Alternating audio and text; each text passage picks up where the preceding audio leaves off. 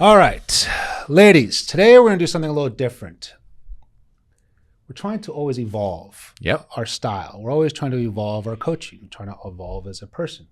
And what we're seeing now is there's a lot of cool videos, a lot of cool content creators and coaches and all those great influencers who are doing reactions of videos. Cool videos that got a lot of views, are very impactful, maybe even controversial, hopefully not. But this video really grabbed my attention so much because this lady, this young woman, she's so powerful and so right about self-love and what you need to do and how to develop it. That's the first step of real love. It starts with us, right? Exactly. You got to love yourself before you love everyone else. Yeah, sure. And so I'm sure you know this, if not, correct me if I'm wrong.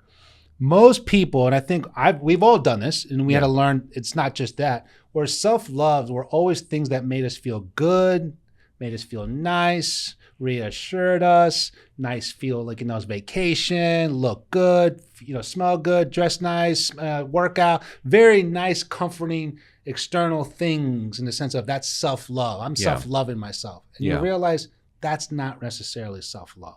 I want to watch the video. I think it's called self-care. What she talks about self-love is about the hard things that we need to do. Okay, I want to see that. Confront the tough things. Can you play the video, Ray? I thought loving myself was going to the gym, traveling, going to places. I'm like, oh my God, look at how much I love myself. Look at my life. That's not self-love. That is taking care of the physical experience of life, the 3D experience of life. This is traveling, okay, is great. But when I come back from that destination, guess what? I'm sitting with my traumas again. Buying things is great, but when I come back home and I'm bored of them and I don't want to use them anymore, the car, the house and everything, I am that broken person still. So there's nothing wrong with being broken. Healing means I love myself enough to close a chapter and start a new one. I honor myself enough to actually not just save and help everyone, not start a charity and foundation to help people. Because if I'm not starting with me, how am I pouring from an empty cup? It doesn't make sense. So there's nothing wrong with healing. But I do understand how the word healing became such a abused word. It's everywhere on Instagram. It's in everyone's bio. It's everyone's tattoo. But it's way deeper than these superficial things. And there's nothing wrong with being broken. Please, what's your take? So my take, there is two things that I want to share. Number one, I would be going against maybe like what she says in the video. Good. Okay. I found myself and my coach, if we focus on healing, we stay in the past. We lose energy trying to fix the past and we don't move forward. Okay. And so when I think about self-love, I do agree with what she's saying. That's amazing. Taking care of yourself is self-care. Yeah. And I want to talk about my personal experience. What is self-love for me, Coach Alex? Take if notes, you allow me to that. Yeah. I found myself, self-love was the day I told my family, I want to be a relationship expert. It was in 2007. And in France, there was not a lot of coaches. It was a crazy idea. Social media wasn't even like known business style. No, that was like, it was blog at this time. Like it was 20 years ago almost from now. Yeah. And so self-love was choosing my own voice, choosing my own idea, doing what I want to do. Not in a crazy way, but doing in a way that I know this is what I want to do. When I chose myself, that was self-love. Okay. So I'm not considering that self-love is about healing, in my opinion. Self-love is about choosing what you want to do in your life. That's my take. No, I love it. What do you think? I think there's no wrong answer with self-love or self-care, because as long as you're doing something to better yourself or feel better or heal in any way, I think it's all gravy. It's all good. Keep on going with it. I think in that sense, what I've learned and my personal experience was that self-love, most people assume it's all about healing, but it's more about self-care. You're basically healing old wounds, right? You're resting, you're recharging, you're retreated, you're basically disconnected, right? And so you're healing. So self-care is very important.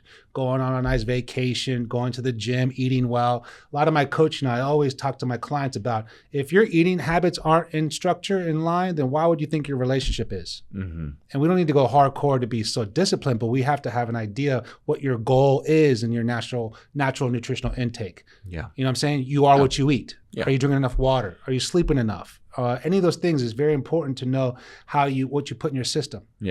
Problem was the thing that I agree with the most about what she's saying is that's all on the outside. When it comes to self-love, it's actually acknowledging, if not confronting, your triggers, your insecurities, your traumas, your flaws, your insecurities of whatever you think you fear in the future, of what you're not good at, or whatever you might be scared to be. And that is now to a point of like, let's talk about that. Let's talk about what you know that keeps on coming up and being like almost like a bullying voice to you.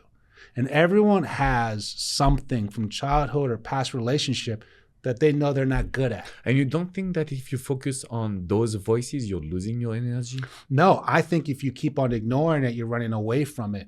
And so I look at it where I'd rather step in the ring from it. Okay. I'd rather know it. If anything, I want to become so familiar with it, it doesn't faze me anymore. You know what I mean? Tell me something I don't know.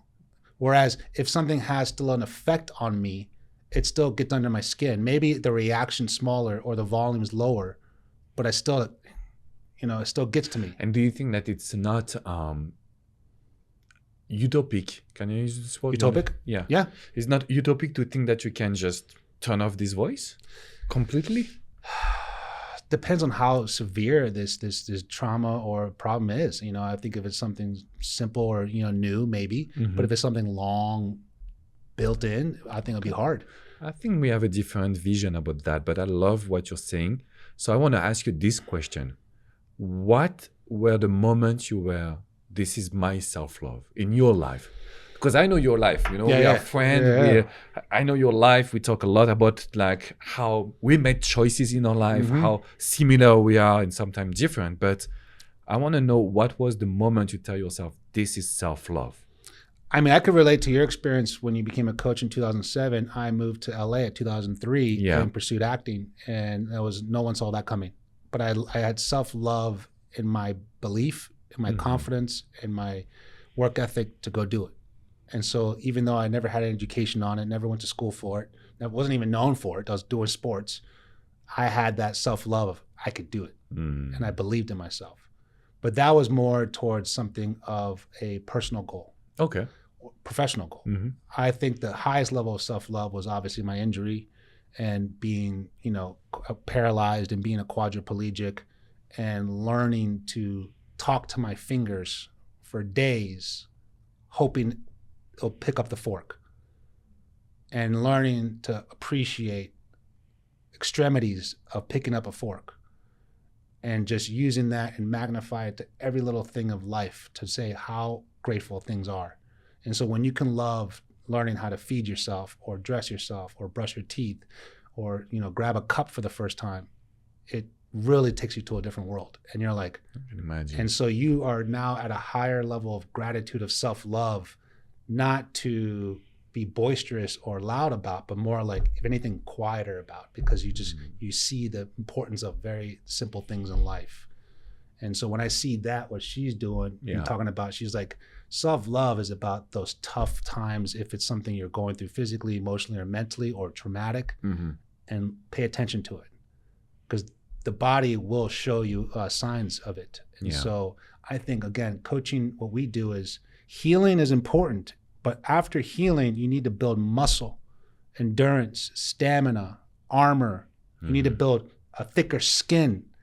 And I've seen too many clients after they heal their wound, hanging out with the friends, the gym, looking good, traveling, avoiding men. But as soon as they go back in the dating world, they go right back to a similar situation because they haven't gotten better from the healed wound. They only healed it, but now they're going to reopen it. Can we say that they healed that? I wouldn't even say, no, it's true. First of all, I want to say thank you for sharing your story. This was very powerful because I know your story, but today it got me emotional. So it's a beautiful story, and congratulations for everything that you're doing.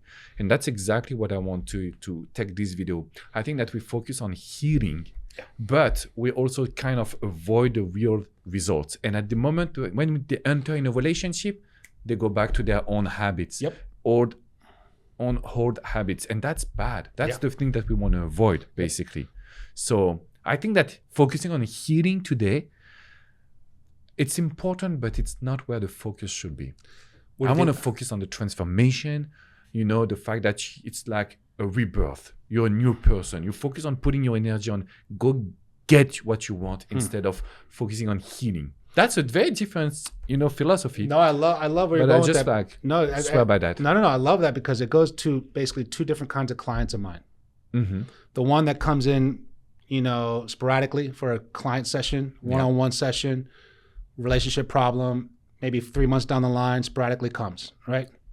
Then I have the other client who's committed to the package, committed to the long term, and she wants permanent change. And she's committed and invested into the results that she wants. And she's tired of learning the hard way or tired for false hope and fake promises. So what we do is, and what I do as a life coach with the relationship goals, is I give them a personal assessment. And it's based on 3 departments of their wellness, business and profession, and relationships. Mm-hmm. And so what I help them do is exactly what you're saying, is help empower them more of what they are. And through time and confidence, they'll look back at their past and come to peace of it or understand it.